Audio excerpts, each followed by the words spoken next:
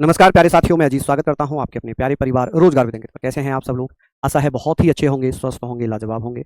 हम लोग बात कर रहे हैं आज संसदीय प्रक्रिया हम पढ़ेंगे। हमने लोकसभा पढ़ी थी, आज हम लोग संसदीय प्रक्रिया के बारे में बात कर रहे हैं। तो आप ज़्यादा से ज़्यादा संख्या में मेरे साथ जुड़ेंगे, मेहनत करेंगे और विश्वास रखना ये मेहनत आपकी निश्चित ही सफल होगी। यहाँ पर पॉलिटी हम पढ़ रहे हैं और पॉलिटी में भी आज संसद की तीसरी क्लास है। यहाँ पर हम पढ़ रहे हैं संसद, और संसद की ये थर्ड क्लास है। क्लास नंबर कौन सी होगी? ये क्लास नंबर होगी तीसरी, जिसमें हम पढ़ेंगे आज संसदीय प्रक्रिया। क्या पढ़ने वाले हैं आज हम इसमें? आप कहेंगे सर यहाँ पर हम पढ़ेंगे संसदीय प्रक्रिया। संसदीय प्रक्रिया यानी कि संसदीय प्रक्रिया जिसे हम बोलते हैं पार्लियामेंट्री प्रोसीडिंग। क्या बोलेंगे इसको हम? Parliamentary proceeding. प्रोसीडिंग, ठीक है जी, आप कहेंगे सर प्रोसीडिंग। चलिए, उम्मीद है आप लोग सारे नोट्स लिख रहे होंगे। सारी चीज़ें, जितनी भी चीज़ें मैं बता रहा हूँ हम लिख रहे हैं। कल क्लास नहीं हुई थी क्योंकि कल मेरा सर्वाइकल पेन बहुत ज़्यादा होने लगा था, जिस कारण कल मैं क्लास नहीं ले पाया था। कल मैंने क्लास नहीं ली थी, ठीक है। चलिए, राम राम भैया, राम राम। चलिए, सभी को नमस्कार, राधे राधे। हम लोग यहाँ पर बात कर रहे हैं संसदीय प्रक्रिया, आज हमारा टॉपिक है और इसमें हम पढ़ेंगे आर्टिकल 98 से। हम बात कर रहे हैं आर्टिकल 98 में, लेकिन आप लोग मुझे ये बताइए, यहाँ पर हम बात करेंगे, मेरी तबीयत अभी ठीक है, अभी तबीयत एकदम ठीक है। चलिए, अब आप मुझे बता दीजिए कि सर ये बताएं कि सचिवालय, संसदीय सचिवालय कौन से आर्टिकल में बनाया जाता है? तो आप कहेंगे सर लोकसभा राज्यसभा दोनों के अपने अपने सचिवालय होते हैं, अपने अपने क्या होते हैं? सचिव होते हैं, ठीक है। अब बात आती कौन सा ऐसा आर्टिकल है जो संसदीय सचिवालय की बात करता है? आप कहेंगे सर एक आर्टिकल है आर्टिकल 98। अनुच्छेद 98 में क्या लिखा है? अनुच्छेद 98 कहता है संसदीय सचिवालय की स्थापना। किसकी? आप कहेंगे सर संसदीय सचिवालय, ठीक है जी। किसकी स्थापना हो रही है यहाँ पर? संसदीय सचिवालय। सचिवालय, आप कहेंगे संसदीय सचिवालय। चलिए, यानी कि पार्लियामेंट्री। अब आप मुझे बताइएगा सर पार्लियामेंट्री, पार्लियामेंट्री जिसको हम सेक्रेटरीट कहते हैं, क्या पार्लियामेंट्री सेक्रेटरीट के बारे में हम बात करेंगे सर? सेक्रेटरीट। अब ये बताइए सर, जो सेक्रेटरीट होते हैं इनमें एक अधिकारी होता है सेक्रेटरीट, कि भैया सेक्रेटरीट जो है इसकी स्थापना किस अधिनियम के द्वारा, कौन से आर्टिकल के द्वारा की जाती है? अब सचिवालय जो है, सचिवालय की स्थापना कौन से आर्टिकल में दी हुई है? आप कहेंगे अनुच्छेद 98 में। आर्टिकल 98 कहता है कि सर लोकसभा का भी सचिवालय होगा और भैया राज्यसभा का भी सचिवालय होगा, ठीक है। लोकसभा एवं राज्यसभा दोनों में ही अपने अपने सचिवालय होंगे। लोकसभा सचिवालय होगा, ठीक है, लोकसभा सचिवालय, ठीक है। ऐसे ही भैया सचिवालय, ऐसे ही राज्यसभा में भी एक सचिवालय होगा। यहाँ लोकसभा का सचिवालय है, ये राज्यसभा का सचिवालय है, यानी कि अपने अपने सेक्रेटरीट होंगे, अपने अपने सेक्रेटरीट होंगे, सचिवालय होंगे। देखिए, हम लोग जानते हैं कि भैया मंत्री वगैरह को इतने पढ़े लिखे थोड़ी होते हैं, मंत्री वगैरह इतने पढ़े लिखे नहीं होते।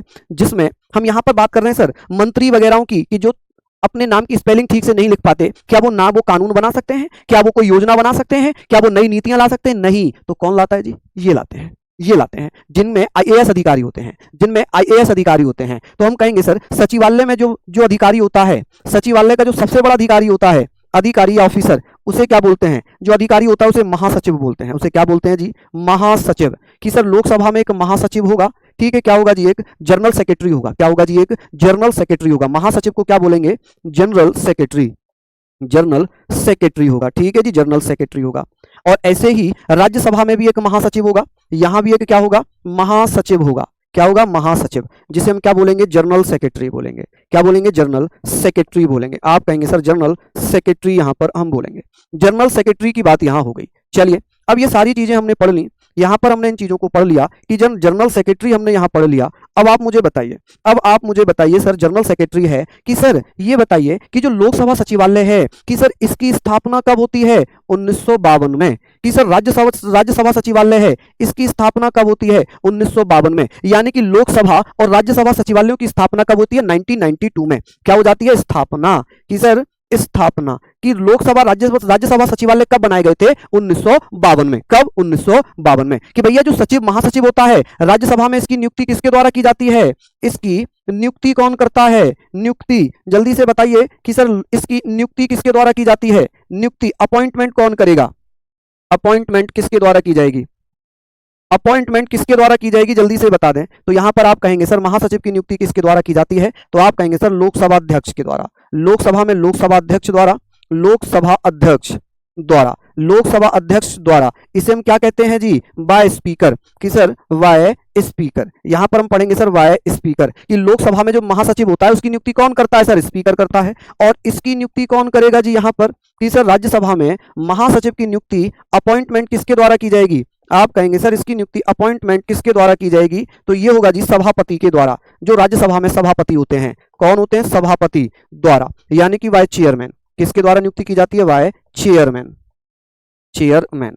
तो यहां पर आप लोग लिख सकते हैं जी, यहां पर आप लोग इसको लिख सकते हैं। चलिए मुझे बता दीजिए, चलिए यहां तक आप लोगों ने सारे पॉइंट लिख लिए होंगे, सारी चीजें यहां पर आपने लिख ली होंगी, ठीक है। चलिए कि सर संसदीय सचिवालय की बात हो रही है, कि पार्लियामेंट्री सेक्रेटरीट की बात हो रही है, कि सर लोकसभा राज्यसभा के अपने अपने सचिवालय होते हैं जिनकी स्थापना 1952 में की गई थी। लोकसभा में एक अधिकारी होता है जिसे महासचिव कहते हैं, राज्यसभा में भी महासचिव होता है। इन महासचिवों के नीचे सचिव काम करते हैं जो आईएएस, ये कौन होते हैं, ये आईएएस अधिकारी होते हैं। इनके साथ कौन काम करता है, इनके साथ भैया जो सचिव होते हैं जो अन्य आईएएस अधिकारी होते हैं।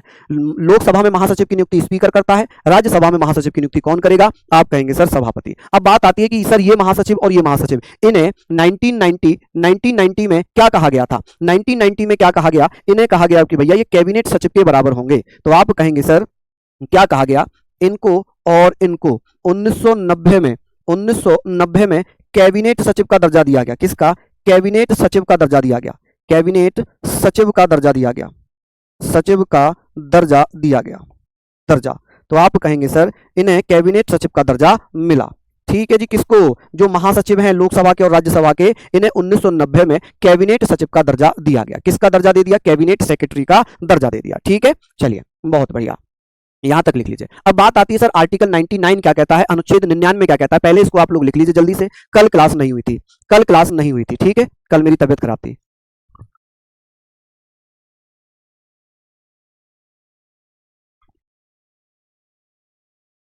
प्रस्तावना संविधान निर्माताओं के विचारों की जानने की कुंजी है, अर्नेस्ट वॉकर ने कहा था, अर्नेस्ट वॉकर। बहुत सारी जगहों पर अर्नेस्ट मेके लिखा हुआ है, वो गलत है, अर्नेस्ट वॉकर होगा। क्या होगा जी, अर्नेस्ट वॉकर। लिख लिए होंगे आप लोग यहां तक। चलिए आगे बात करें, आगे बात करते हैं कि एक आर्टिकल है आर्टिकल 99, आर्टिकल 99 यहां पर हम लिख रहे हैं अनुच्छेद 99। अनुच्छेद 99 में हम लिखेंगे कि सर संसद सदस्यों को शपथ कौन दिलाता है। चलिए बहुत बढ़िया, आप मुझे बताइए, आप मुझे बताइएगा कि सर संसद सदस्यों को शपथ कौन दिलाएगा। चलिए यहां पर आप कहेंगे सर संसद सदस्यों को शपथ, संसद सदस्यों को शपथ किसके द्वारा दिलाई जाती है, संसद सदस्यों को शपथ यानी कि ओथ, शपथ यानी कि ओथ किसके द्वारा दिलाई जाती है, ओथ राष्ट्रपति द्वारा दिलाई जाती है। किसके द्वारा, राष्ट्रपति द्वारा दिलाई जाती है, ठीक है। कि सर अनुच्छेद 99 कहता है कि जब तक संसद के सदस्य जो सांसद है जो चुनाव जीत कर जाते हैं, वो जब तक राष्ट्रपति उन्हें शपथ नहीं दिलाएगा तब तक वो संसद में नहीं बैठ सकते, तब तक वो संसद में नहीं बैठ सकते, ठीक है। सर लिखने तो दो, ओहो चलिए लिख लीजिए यहां पर। चलिए एक बच्चा है, वो बड़ा तहजीब के साथ कह रहे हैं सर क्या मर गए थे क्या कल। अगर मैं कल मर गया होता तो यहां पर थोड़ी खड़ा होता, अगर मैं कल मर गया होता तो मैं यहां पर थोड़ी खड़ा होता। शायद आपकी तबीयत खराब होती तो आप भी अपने आप को ऐसे ही कहते क्या। मैं आपका नाम नहीं लेना चाह रहा था, लेकिन ये आपकी जो भावना है उनको जरूर मैं पढ़ना चाह रहा था कि भाई अगर किसी की तबीयत खराब हो जाती है तो क्या वो मर ही जाता है। अगर मैं मर गया होता तो मैं आपकी क्लास नहीं ले रहा होता, शायद आपकी छुट्टी भी हो गई होती है। क्या आपकी यही दिली ख्वाहिश है कि मैं मर जाऊं। भाई ऐसी ऐसी ऐसी ख्वाहिश क्यों रख रहे हो, ऐसी ख्वाहिश क्यों रख रहे हो। मेरे भी माँ बाप हैं, मेरा भी एक छोटा सा बच्चा है, मेरी भी एक वाइफ है, वो भी मेरे सहारे हैं। तो आप ऐसी इतने इतने तुच्छ विचार कहां से आपके मन में आ गए, इतने तुच्छ विचार कहां से आ गए। चलिए चलिए भाई आपने अपने मन के विचार यहाँ पर व्यक्त किए, इससे पता चला कि आपके विचार क्या हैं, आप किस विचारधारा के हैं। चलिए अनुच्छेद 19 है, राइट टू स्पीक, बोलने का अधिकार है, आपने अपनी भावनाएं व्यक्त कर दी। हाँ अगर मुझे ये भावनाएं बुरी लग गई तो हो सकता है मैं आपका कोर्स भी सस्पेंड करा दूं, लेकिन मुझे क्या करना है, आपने अपनी भावनाएं व्यक्त कर दी, कोई फर्क नहीं पड़ेगा, कोई फर्क नहीं पड़ेगा। चलिए कैसे कैसे भाई हैं। चलिए भाई कम से कम मेरे माँ बाप मेरे मेरे मैं अपने माँ बाप के लिए उनकी सहारा हूँ। उनकी कहते नहीं कि बुढ़ापे में बच्चा ही बेटा ही अपने माँ बाप का सहारा होता है, तो मैं अपने माँ बाप का सहारा हूँ। मेरा 4 साल का बच्चा है, मेरी अपनी खुद की फैमिली है। तो कैसी बात कर दी आपने, है इतनी छोटी विचारधारा रखते हैं क्या आप। वैसे मुझे अधिकार है कि मैं आपका ये कोर्स भी सस्पेंड करा दूं और आपको ब्लॉक भी करा दूं, लेकिन मैं ऐसा कराऊंगा नहीं, क्योंकि फिर मुझ में और आप में अंतर कुछ नहीं रहेगा, कुछ नहीं रहेगा। ठीक है चलिए फिर भी आप पढ़िए, उम्मीद है आप लोग ऐसे ही बाकी तो सब पढ़ते रहेंगे, है ना। आप भी पढ़ें, मैं तो चाहता हूं कि आपका भी सिलेक्शन हो, जिसने ये अपनी विचारधारा व्यक्त की, आपका भी सिलेक्शन हो, ताकि आप आगे चल के कम से कम मुझे दुआएं दें, चाहे भले ही आपने मरने की दुआ दी, जैसे भी दुआएं दें आप दुआएं दें, ठीक है। चलिए यहां पर हमने पढ़ा कि सर संसद सदस्यों को शपथ राष्ट्रपति के द्वारा दिलाई जाती है। किसके द्वारा दिलाई जाती है? राष्ट्रपति के द्वारा दिलाई जाती है। अब बात आती है सर, ये हमने पढ़ा, यहां पर हम बात करेंगे सर आर्टिकल 101 एवं 102। इसमें क्या लिखा हुआ है? इसमें लिखा हुआ संसद सदस्यों की नियोग्यताएं। यहां पर हम पढ़ेंगे संसद सदस्यों की नियोग्यताएं। आप कहेंगे सर संसद सदस्यों की नियोग्यताएं, संसद सदस्यों की नियोग्यताएं। आप कहेंगे सर नियोग्यताएं। चलिए, नियोग्यताएं, disqualification of the member of parliament. आप कहेंगे सर यहां पर डिस्क्वालिफिकेशन की बात हो रही थी, डिस्क्वालिफिकेशन। आप कहेंगे सर डिस्क्वालिफिकेशंस क्या होनी चाहिए? मैं जनरली समझा देता हूं, लिखने की जरूरत नहीं है। इसमें क्या क्या, ऐसा सदस्य जो लाभ के पद पर है, जो दिवालिया है, जो पागल है, ठीक है, जो अनसाउंड माइंडेड है, जो बैंक करप्ट है, वो संसद सदस्य नहीं बन सकता, वो संसद सदस्य नहीं बन सकता। ठीक है जी। चलिए हम लोग बात करते हैं कि सारी चीजों को, हम यहां पर सारी चीजों के बारे में बात करते हैं। चलिए यहां पर हमने बात कर ली। चलिए ये सारी चीजें हमारी हो गई कि भैया कि संसद सदस्यों की नियोग्यताएं, डिस्क्वालिफिकेशन का जिक्र किया गया अनुच्छेद 101 और 102 में। एक अनुच्छेद है, अनुच्छेद यहां पर है 103। इसमें कहता है कि सर जो संसद सदस्यों की नियोग्यताएं हैं कि वो संसद सदस्य बनने योग्य है या नहीं, इसका निर्णय कौन लेगा? आप कहेंगे सर नियोग्यताओं का डिसीजन राष्ट्रपति द्वारा निर्वाचन आयोग की सलाह पर लिए जाएंगे। किसके? तो आप कहेंगे सर इन नियोग्यताओं का डिसीजन कौन लेगा? नियोग्यताओं का डिसीजन किसके द्वारा लिया जाएगा? नियोग्यताओं का निर्णय किसके द्वारा लिया जाएगा? निर्णय राष्ट्रपति द्वारा लिया जाएगा। किसके द्वारा? राष्ट्रपति द्वारा निर्वाचन आयोग की सलाह पर। किसकी सलाह पर? निर्वाचन आयोग की सलाह पर। चलिए निर्वाचन आयोग की सलाह पर। चलिए अगर भैया कोई सदस्य जो आपराधिक बैकग्राउंड से है, अपराधी है, जिसको 2 साल से ऊपर की सजा मिली हुई है, चलिए यहां पर हमने पढ़ लिया, अनुच्छेद 100 भी लिखवा दूं। अनुच्छेद 100 भी है जिसमें गढ़ पूर्ति है, अगर आप चाहो तो लिख लीजिए उसमें। आर्टिकल 100 भी लिख लीजिए, वैसे मैं सेलेक्टेड आर्टिकल ही करा रहा हूं। आर्टिकल 100 में क्या लिखा है? इसमें लिखा हुआ है गढ़ पूर्ति, संसद की गढ़ पूर्ति। आप कहेंगे सर संसद की गढ़ पूर्ति कि भैया जो गढ़ पूर्ति है वो क्या होगी? कोरम जिसे कहते हैं। क्या कहते हैं? कोरम।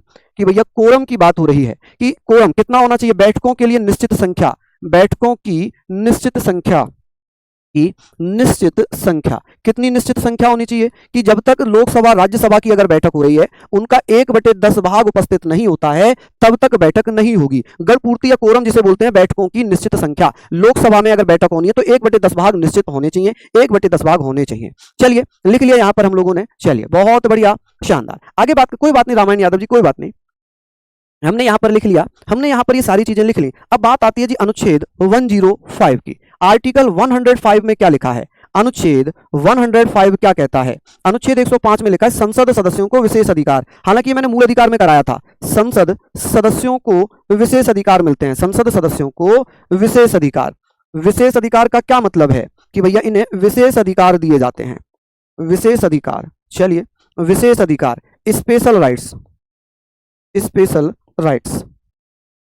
ठीक है, स्पेशल राइट्स। जैसे कि मान लो जो एमपी है, मेंबर ऑफ पार्लियामेंट हैं, हम लोग यहां पर बात कर रहे हैं कि सर संसद सदस्यों का विशेष अधिकार, स्पेशल राइट्स की बात हम लोग कर रहे हैं कि सर ऐसे अधिकार, जैसे संसद के सत्र चल रहे हो। संसद के कितने सत्र होते हैं? 3 सत्र होते हैं, एक बजट सत्र, एक मानसून सत्र और एक शीतकालीन सत्र। तो यहां पर हम बात करेंगे कि भैया विशेष अधिकार की बात होगी कि इन्हें संसद सत्र के 40 दिन पहले और 40 दिन बाद तक गिरफ्तार नहीं किया जाएगा। ये मैंने अनुच्छेद 14 के अपवाद में बताया था। ठीक है जी। अदिति जी धन्यवाद, कोई बात नहीं। शशिकांत जी कोई बात नहीं, बोलने दीजिए उनको। चलिए थोड़ा दूर कर लेते हैं माइक। चलिए बहुत बढ़िया, शानदार। यहां तक आप लोगों ने लिख लिया, यहां तक हम लोगों ने लिख लिया, लिख लीजिए प्लीज यहां तक आप लोग जल्दी से। अब बात करेंगे सर, ये बताइए, अब किसी साधारण विधेयक पर यदि लोकसभा राज्यसभा में आपस में मतभेद हो, ऐसी स्थिति में क्या होता है? राष्ट्रपति एक संयुक्त अधिवेशन बुलाते हैं। अनुच्छेद 108 की बात होगी, अनुच्छेद 108 की बात होगी। चलिए यहां पर हमने बात कर ली है, इसके बारे में हम बात कर लेते हैं। चलिए मुझे बताइए,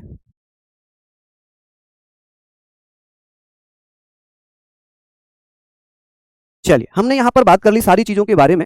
कोई हम यहाँ पर जब बात करते हैं, यहाँ पर हम बात कर लेते हैं, ये सारी चीज़ें हो जाती हैं, जैसे कि कोई साधारण विधेयक आया, उसमें लोकसभा से पास हुआ लेकिन राज्यसभा से पास नहीं हुआ। यदि राज्यसभा से पास हुआ और लोकसभा में पास नहीं हुआ, ऐसी स्थिति में उस विधेयक को लेकर, जो साधारण विधेयक है और राष्ट्रीय महत्व का है या जरूरी है, तो उसके लिए राष्ट्रपति संसद के दोनों सदनों की संयुक्त अधिवेशन या ज्वाइंट सेशन बुला सकते हैं। यानी कि साधारण विधेयक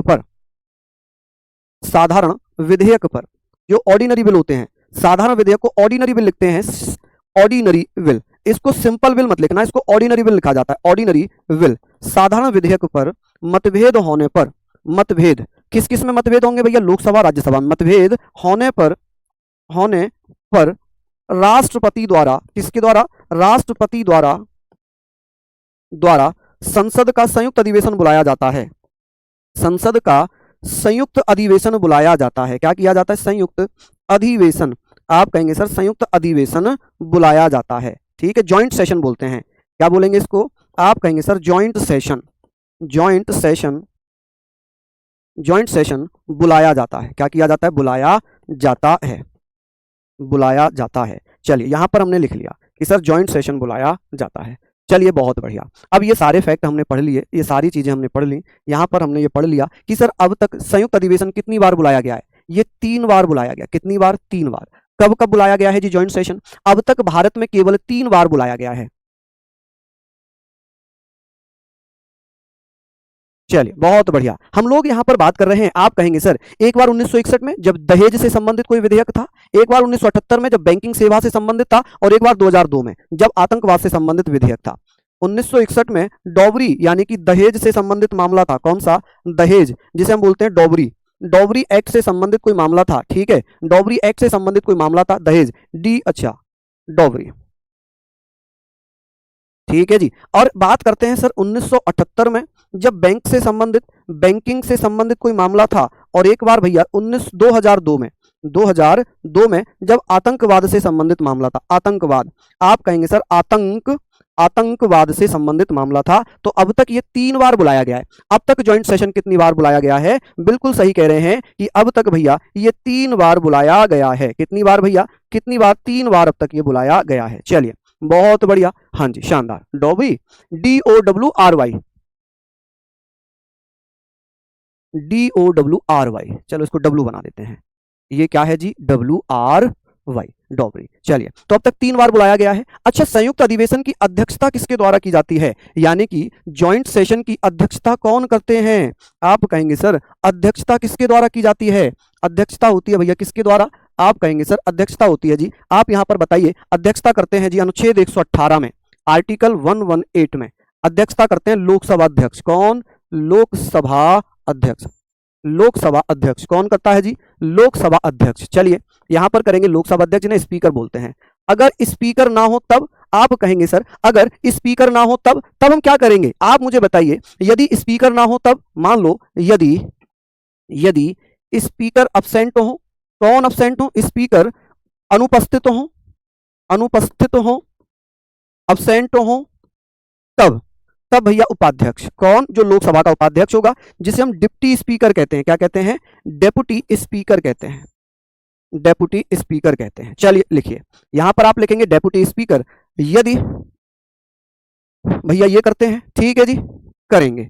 अगर मान लीजिए ये भी अनुपस्थित हो, डिप्टी स्पीकर भी कौन हो? अनुपस्थित हो, तो आप कहेंगे सर राज्यसभा के, आप कहेंगे सर राज्यसभा, यहां पर हम बात करेंगे राज्यसभा के उपसभापति। कौन? उपसभापति। चलिए, यहां पर आप लोग लिखना सर राज्यसभा के उपसभापति। चलिए, यहां हमने लिख लिया राज्यसभा के उपसभापति। ये सारी चीजें हम लोगों ने यहां पर पढ़ ली, ठीक है जी। चलिए, बहुत बढ़िया, शानदार। तो ये सारे पॉइंट हम लोगों ने यहां तक लिख लिए। अब आगे बात कर लेते हैं कि सर ये सारी चीजें हमारी हो गई। अब हम कुछ और इंपोर्टेंट आर्टिकल पे चलते हैं, जैसे कि संसद में किस भाषा का प्रयोग किया जाता है। कि सर संसद में किस भाषा का प्रयोग किया जाता है, कौन से आर्टिकल में लिखा हुआ है। चलिए, ये सारी चीजें हमने पढ़ ली, ठीक है। अब बात आती है सर, एक आर्टिकल है जी 120 अनुच्छेद 120। इसमें क्या लिखा है? इसमें लिखा है कि संसद में प्रयोग की जाने वाली भाषा, ठीक है, कौन सी भाषा का यूज किया जाता है। विशेष अधिकार गलत लिख दिए क्या? कहां पर लिखा है मैंने? विशेष अधिकार, ठीक तो है, विशेष अधिकार, स्पेशल राइट, विशेष अधिकार लिखा हुआ है, ठीक है, सही लिखा हुआ है वो विशेष अधिकार। चलिए यहां पर है संसद में प्रयोग की जाने वाली भाषा, संसद में प्रयोग की जाने वाली भाषा, ठीक है, प्रयोग की जाने वाली भाषा। कि सर संसद में कौन सी भाषा का प्रयोग किया की जाने वाली भाषा, लैंग्वेज, ठीक है। अब संसद में कौन सी भाषा का प्रयोग होता है? आप कहेंगे सर संसद में या तो हिंदी बोली जाती है, हिंदी या अंग्रेजी, दो ही भाषा चलती है जी, हिंदी अंग्रेजी। यदि कोई संसद सदस्य अपनी भाषा में बात करना चाहता है, अपने भाषण देना चाहता है, तो वह भैया संसद में, लोकसभा में यदि अपने भाषण देना चाहता है अपनी मातृभाषा में, तो वो लोकसभा अध्यक्ष से परमिशन लेगा। छाया सर मैं बड़ा लिखूं? ये तो काफी बड़ा लिख रहा हूं मैं।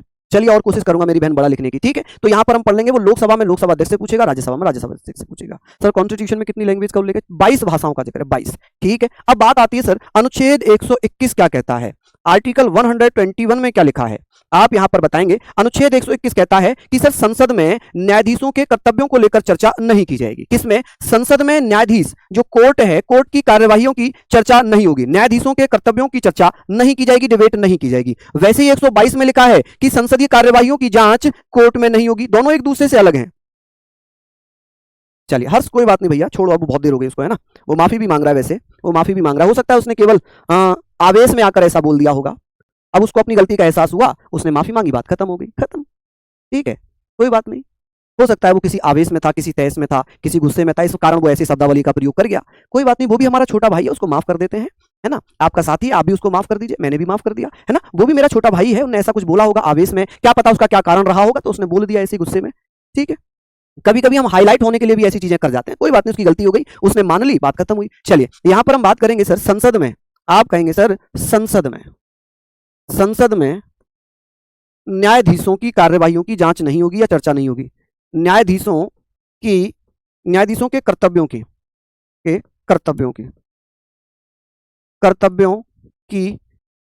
पर बहस नहीं होगी, कर्तव्यों पर बहस यानी कि चर्चा यानी कि डिबेट नहीं की जाएगी। क्या नहीं किया जाएगा? डिबेट नहीं होगी।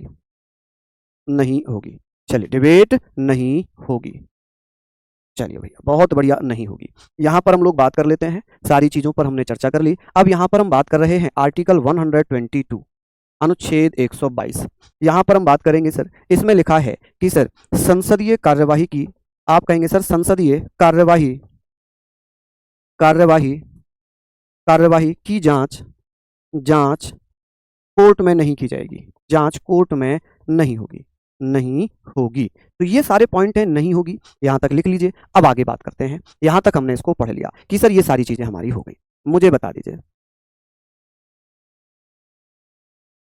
चलिए बहुत बढ़िया, शानदार, लाजवाब, ठीक है भैया, लिख लिया आपने। चलिए शैला जी, अच्छा शीला यादव, धन्यवाद। ब्रजेश पाल जी,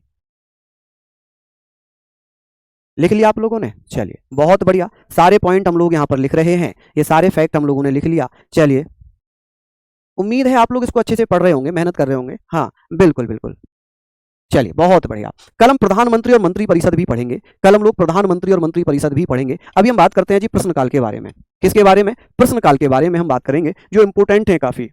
देखिएगा हम बात करेंगे सर प्रश्नकाल की, हम यहाँ पर बात करेंगे सर प्रश्नकाल किसे कहते हैं प्रश्नकाल। अब आप मुझे बताइए कि सर प्रश्नकाल, क्वेश्चन आर किसे कहा जाता है? कौन भैया बताएंगे? क्वेश्चन आर किसे कहते हैं? कब से कब तक माना जाता है क्वेश्चन आर? आप कहेंगे सर सुबह 11 बजे से 11 AM से लेकर 12 PM के बीच का जो 1 घंटा होता है वो क्वेश्चन काल होता है, या प्रश्न काल कहेंगे, क्वेश्चन आर कहेंगे। अच्छा इसमें कितने प्रकार के प्रश्न होंगे? इसमें भैया 3 प्रकार के प्रश्न पूछे जाते हैं, इसमें 3 प्रकार के प्रश्न होते हैं, ठीक है। कितने प्रकार के? आप कहेंगे सर 3 प्रकार के प्रश्न होते हैं, 3 प्रकार के प्रश्न होते हैं। कौन कौन से प्रश्न होंगे आप मुझे बताइए सर? 3 प्रकार के प्रश्न होते हैं, जैसे कि एक होगा भैया तारांकित प्रश्न, जिसके ऊपर तारा या स्टार बना रहता है, तारांकित। आप कहेंगे सर तारांकित प्रश्न जिस पर स्टार बना रहता है वो तारांकित होता है। एक अतारांकित होता है जिस पर स्टार नहीं बना रहता, अतारांकित प्रश्न। एक होता है अल्प सूचना प्रश्न, जो राष्ट्रीय महत्व के होते हैं, बिना सूचना के, अल्प सूचना प्रश्न, ठीक है। अल्प सूचना प्रश्न बहुत जरूरी है, इनको आप पढ़िए प्रश्न। अब बात आती है सर तारांकित प्रश्न किसे कहते हैं? यहां पर बात आ गई, तारांकित प्रश्न किसे कहा जाता है? तारांकित प्रश्न किसे कहते हैं? एक प्रश्न आप मुझे बताएंगे सर स्टार क्वेश्चन किसे कहते हैं? जल्दी से बताइए, स्टार क्वेश्चन किसे कहेंगे? आप कहेंगे सर जिन पर स्टार बना होता है, जिन पर स्टार बना हो, स्टार बना हो, ठीक है, स्टार बना रहेगा। अब स्टार कैसे बनता है? ऐसे तो बनेगा नहीं, स्टार बनता है ऐसे। और आप लोग कहेंगे सर दूसरा क्या होगा? एक तो स्टार बना हो, क्या हो? स्टार। स्टार ऐसे ही तो बनता है, स्टार बना हो। और इसके जो आंसर हैं, जो उत्तर हैं, उत्तर कैसे मिले? उत्तर यानी कि आंसर ओरली दिए जाएं। आंसर कैसे मिले? जिनके आंसर मौखिक दिए जाएं, मौखिक आंसर हो, मौखिक यानी कि ओरल।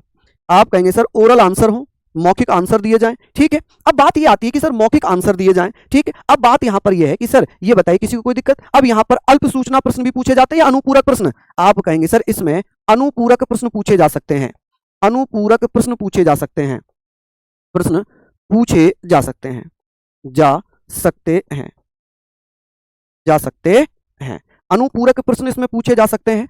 और आप लोग इसमें क्या बता सकते हैं कि सर और इसमें क्या होगा? अनुपूरक प्रश्न पूछे जाते हैं। अच्छा, मैक्सिमम कितने क्वेश्चंस पूछे जा सकते हैं? मैक्सिमम 20 क्वेश्चंस पूछे जा सकते हैं। कि सर जब तारांकित हो, तारांकित प्रश्न हो, तो उसमें केवल अधिकतम 20 प्रश्न पूछे जाते हैं। क्या पूछे जाते हैं? 20 प्रश्न।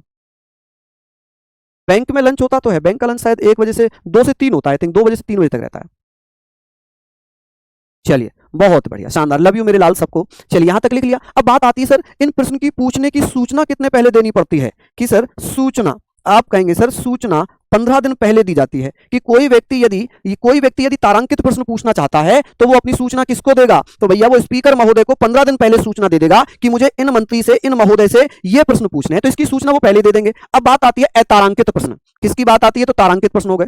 दूसरे नंबर पर हम बात करेंगे अतारांकित प्रश्न, अनस्टार क्वेश्चन, अतारांकित, अतारांकित प्रश्न। आप कहेंगे सर अतारांकित प्रश्न की हम बात कर रहे हैं कि सर इसमें उत्तर कैसे दिए जाते हैं? आप कहेंगे सर उत्तर, आंसर दिए जाते हैं सर। इसमें आंसर भैया लिखित रूप में दिए जाते हैं। जैसे यहां तो ओरल मिल जाता है, लेकिन यहां पर जो आंसर होते हैं वो लिखित में मिलते हैं। उत्तर कैसे मिलते हैं? लिखित में मिलते हैं। मंत्री महोदय इसका लिखित में आंसर देंगे, मिलते हैं। चलिए, और यहां पर क्या हो सकता है जी? आप ये सारी चीजें लिख लें, बस इसमें यही पूछ लेता है। अच्छा, तीसरे नंबर पे मैं बात कर लेता हूं, और कौन सा क्वेश्चन है? आप कहेंगे सर ये हमने लिखा। तीसरे नंबर पे हम लिख लेते हैं कि तीसरा होता है अल्प सूचना प्रश्न, अल्प सूचना प्रश्न। सर अल्प सूचना प्रश्न कैसे होते हैं? जो भैया राष्ट्रीय महत्व के हो, और अल्प सूचना प्रश्न पूछने के लिए भैया 10 दिन पहले नोटिस दिया जाता है। सूचना कितने दिन पहले दी जाती है? इनकी भी सूचना 10 दिन पहले दी जाती है, 10 दिन पहले, ठीक है जी। और यहां पर 20 दिन पहले सूचना देनी पड़ती है। ठीक, कहां गया 20 दिन? कहां गया? 20 दिन पहले, 15 दिन पहले, 20 क्वेश्चन 15 दिन पहले। अच्छा, यहां पर 10 दिन पहले सूचना देनी होती है, ठीक है। और इसके उत्तर कैसे हो सकते हैं? इसके जो उत्तर मिलते हैं, इसके उत्तर मौखिक और ओरल दोनों ही हो सकते हैं। उत्तर कैसे होंगे? आप कहेंगे सर मौखिक भी हो सकता है, मौखिक या लिखित, दोनों ही हो सकते हैं, मौखिक या लिखित, डिपेंड करता है क्वेश्चन पे, लिखित, दोनों ही प्रकार के आंसर यहां पर मिल सकते हैं। चलिए ये हुआ। अब बात आती है सर शून्य आर किसे कहते हैं? शून्य काल, शून्य काल या जीरो काल किसे कहते हैं? जीरो आर किसे कहा जाता है? जीरो आर किसे कहते हैं? आप कहेंगे सर जीरो आर। देखिए ये तो 11 से 12 हुआ, तो जाहिर सी बात है ये 12 बजे के बाद ही होगा। तो 12 PM से लेकर 1 PM का जो समय होगा वो जीरो आर होता है। वो क्या होता है जी? वो जीरो आर होता है। तो यहां तक आप लोग भैया लिख लेना, यहां तक आप लोग पढ़ लेना। चलिए कल हम लोग बात करेंगे, प्रधानमंत्री और मंत्री परिषद की, ठीक है। प्रधानमंत्री और मंत्री परिषद पढ़ेंगे, ठीक है। तो सभी को बहुत बहुत धन्यवाद। जय हिंद, जय Bharat, love you all, bye bye, take care.